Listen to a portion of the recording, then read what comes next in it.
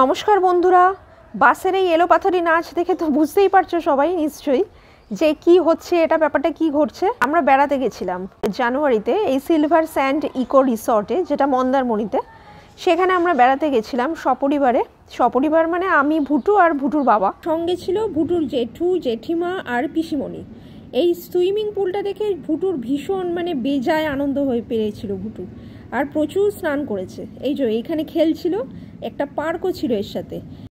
Gate টুগেদারটা ছিল official, কিন্তু official হলেও মনেই হচ্ছিল না অফিসিয়াল, কারণ সকালটা আমরা ভীষণ আনন্দ করেছিলাম। আমি সুইমিং পুলে নামিনি, কারণ আমি জলকে ভীষণ ভয় পাই, আমি সুইমিং জানি না।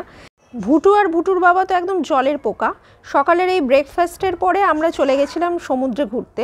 মন্দারমণির সমুদ্র কিন্তু মিউট করা, কিছুই আওয়াজ শোনা যায় না, ঢেউয়েরও আর জলেরও। কিন্তু অনেক চওড়া সি বিচ আছে ওখানে। আমরা কিছু ছবি তুলেছিলাম ইকো রিসর্টের মধ্যে, আর কিছু ছবি আমরা এই সমুদ্রের এখানে তুলেছিলাম। কিন্তু এখানে সব পরপর রিসর্টই, এখানে তেমন কিছু ঘোরার মতন নেই, জাস্ট একদিনের ট্যুর ছিল। আর ভুটুর তো খুবই আনন্দ হয়েছিল। আর তার সাথে হয়েছিল প্রোগ্রাম, খুব সুন্দর একটা প্রোগ্রাম ছিল সন্ধেবেলা।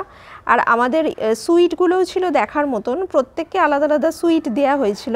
তো এটা ছিল আমাদের সুইট। দীঘা মন্দারমণিতে এই ধরনের হোটেল রিসর্ট এখন প্রচুর, তো এখানে ভালোই এনজয় হয়। একটা দিনের জন্য বা দুটো দিনের জন্য গেলে কোথা দিয়ে টাইম পাস হয় বোঝাই যায় না। আর সাথে ছিল একটা ওপেন পুরো বারান্দা থেকে পুরো ইকো রিসর্টটা দারুণ লাগছিল দেখতে। আর ভুটুর তো সেরকমই ভীষণ আনন্দ। আর প্রত্যেকটা রুমে এরকম হাতে ছ্যাঁকা লাগা একটা মেনু কার্ড ছিল, যেটা তোমরা উল্টালে পাল্টালে দেখতে পেলে, বা যে কেউ দেখলেই তার হাতে ছ্যাঁকা লেগে যাবে। সকালটা সুইমিং পুলে স্নান করে টোরে রুমে রেস্ট নিয়ে কাটানোর পর সন্ধেবেলাটা পুরো ছিল একটা ঝাঁ চকচকে প্রোগ্রাম অর্গানাইজারদের তরফ থেকে। আর ভুটু তো এখানে এসে ভীষণ খুশি, ভীষণ মজা করছে, আনন্দ করছে। আর পুরো রিসর্টটা দারুণ করে সাজানো হয়েছিল, পুরো রিসর্টটাতে আলো লাগিয়ে দারুণ লাগছিল। জলগুলো পুরো মনে হচ্ছিল একদম আলো ঝকমক করছে, আলোর জলের মধ্যে আলো পড়ে জলগুলো একটা আলাদা রকমের রূপ নিয়েছিল। তো আমি গেলাম সেই জন্য সুইমিং পুলে, এত দারুণ লাগছিল ফোয়ারা সমেত সুইমিং পুলটা, যেটার ভিডিও না করলেই নয়, ভিডিওটা করে রাখলাম। আর ছিল এখানে বারবিকিউয়ের জন্য এই যে আগুনটা জ্বালানো হয়েছে, বিশাল বড় আগুন উঠেছিল।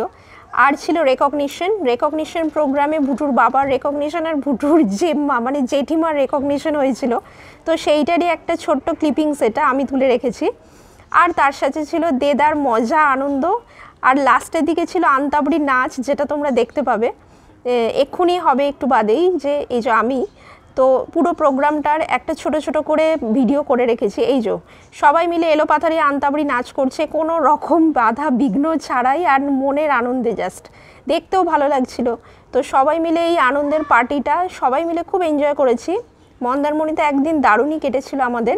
প্রফেশনাল রেকগনিশন প্রোগ্রাম আর দেদার এনজয়মেন্ট, হ্রদ দেখা আর কলা বেচা একসাথেই হলো। অর্গানাইজারদের অনেক অনেক ধন্যবাদ। এর পরের ট্যুরটার আশায় রইলাম। ভিডিও ভালো লাগলে প্রোফাইলটা ফলো ও সাবস্ক্রাইব করো।